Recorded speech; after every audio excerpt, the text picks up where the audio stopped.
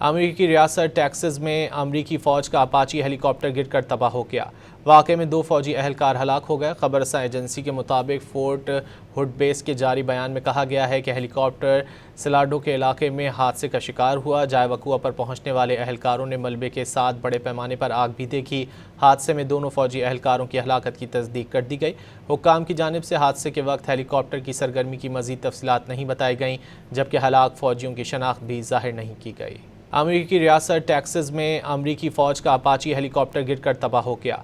वाक़े में 2 फ़ौजी अहलकार हलाक हो गए। खबरसां एजेंसी के मुताबिक फोर्ट हुड बेस के जारी बयान में कहा गया है कि हेलीकॉप्टर सिलाडो के इलाके में हादसे का शिकार हुआ। जाए वक़ुआ पर पहुँचने वाले अहलकारों ने मलबे के साथ बड़े पैमाने पर आग भी देखी। हादसे में दोनों फ़ौजी अहलकारों की हलाकत की तस्दीक कर दी गई। हुक्काम की जानिब से हादसे के वक्त हेलीकॉप्टर की सरगर्मी की मज़ीद तफसीलात नहीं बताई गईं, जबकि हलाक फ़ौजियों की शनाख्त भी ज़ाहिर नहीं की गई।